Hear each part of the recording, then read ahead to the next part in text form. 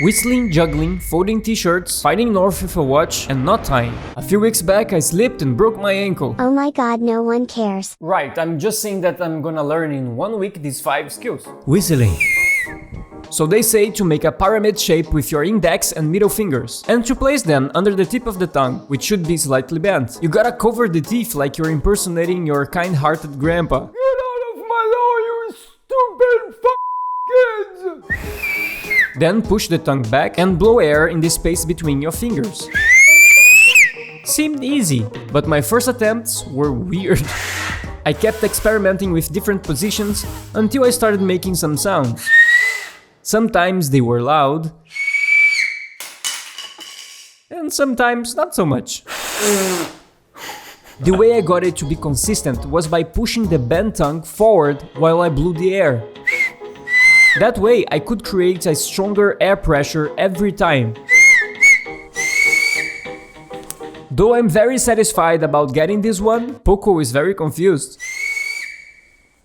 Juggling with 3 balls, or 3 lemons in my case. So first I tried with just 2. I knew already I wasn't supposed to switch them like this, but intuitively I was doing exactly that. Instead, I kept trying to throw them into the diagonals and switching them always in the air. A new ball should be thrown only when the previous ball has peaked in the air and it's falling back. Once I understood that, I went over to the 3rd lemon and...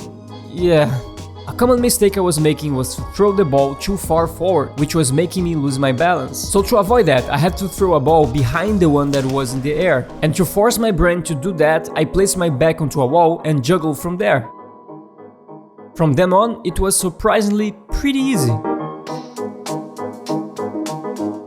Folding t-shirts in seconds. So imagining a horizontal line in the middle of the shirt, then a vertical line on the left of the shirt, points A, B, C. I pick point A with my left hand, then B with the right hand. Then I cross my right hand over to point C, and then I unfold my arms. And I use the bed to fold the shirt back on itself. It took me a few tries to get it right. I feel that picking the middle point a little higher worked best for me. But yeah, a very simple and satisfying skill to learn. Using a watch as a compass. For people like me that lives in the south hemisphere, I point the 12 o'clock position at the sun, and then north is gonna be halfway between the sun and the hour hand. If you live in the north hemisphere, you can just point the hour hand at the sun, and the midway point between the 12 o'clock position and the hour hand is gonna be south.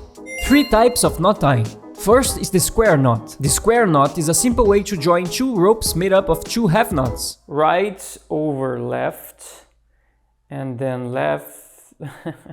What? Okay, so I take 2 ropes and I cross them. Right over left to form a half knot.